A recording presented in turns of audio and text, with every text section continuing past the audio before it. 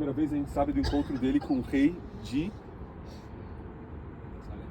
Salém, exatamente.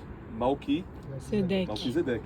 Isso acontece, se vocês olharem as muralhas da cidade, vocês vão ver aqui tem uma ponta, tem umas ruínas de escadaria. Fora da cidade, à esquerda, há um bairro, bem aqui, dá pra ver? Esse bairro. Depois da rua. Da rua pra cá, do vale pra lá. Esse monte de casas aqui na frente é onde tudo começou. Aqui era Salém, Abraão encontrou Malquisedeque aqui. Muito mais tarde, Abraão ainda foi enviado por Deus para sacrificar o cordeiro. E ele vai sacrificar num lugar chamado Monte Moriá.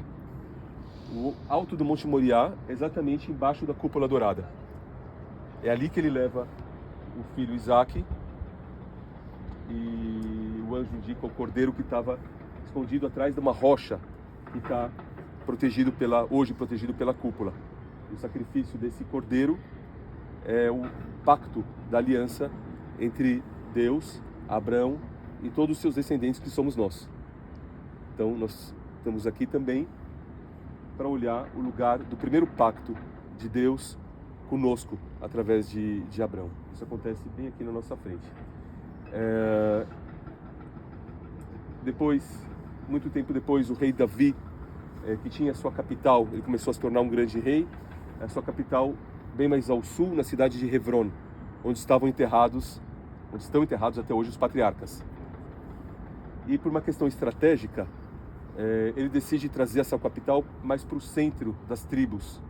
Como a maior das tribos era Benjamim, e Benjamim, a divisa entre Judá e Benjamim é bem aqui onde nós estamos. Benjamim para lá, um pouco mais ao norte, Judá um pouco mais ao sul.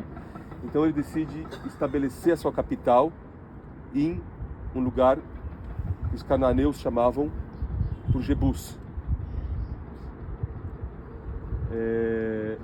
Ele vem com o seu exército.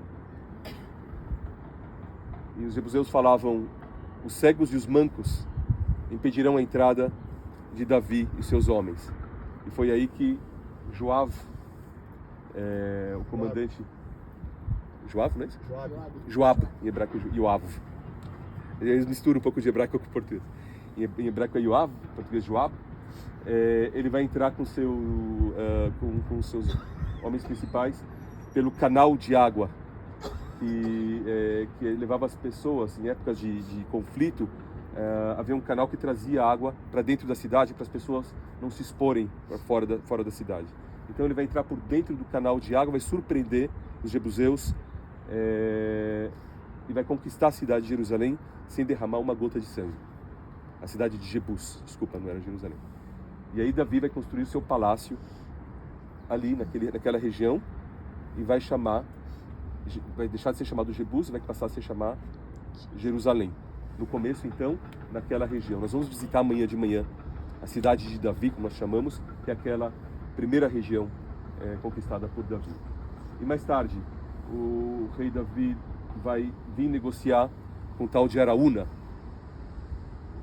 rei da cidade, que tinha uma pessoa mais poderosa, que também mandava aquela esplanada ali em cima. Não era uma esplanada, era uma eira, lugar onde eles cultivavam grãos, e ele vai vir para negociar, para comprar esse terreno de Araúna.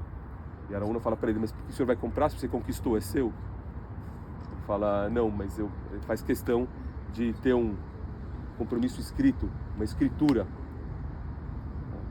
E quando a gente trata, pastor, hoje em dia esse conflito, a escritura é muito importante.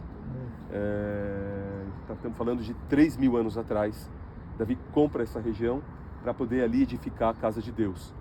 Mas não ele, e de acordo com o profeta Natan, as mãos de Davi estavam ensanguentadas das guerras travadas.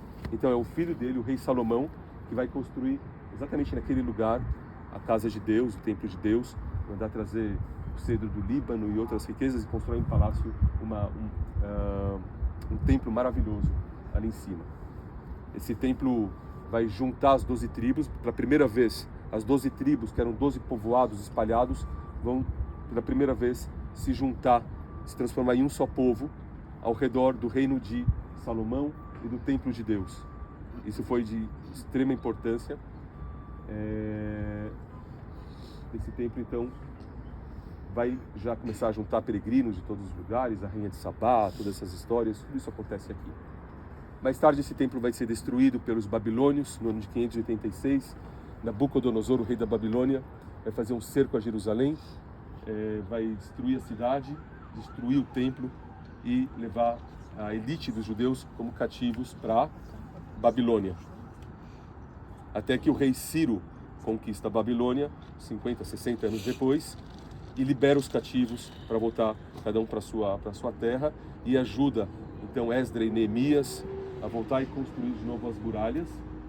E mais tarde Zorobabel vai encabeçar a reconstrução do templo destruído. E dizem que nessa oportunidade os jovens comemoravam com muita alegria e os velhos choravam, porque eles ainda lembravam da beleza do templo do rei Salomão, que estava no mesmo lugar. Então isso tudo acontece ali, era um templo pequeno, porém de extrema importância, porque esse segundo templo acabou entrando, enfim, nas histórias, foi o templo que Jesus conheceu. Passaram persas, passaram gregos, passaram romanos, e o templo continuava sendo o centro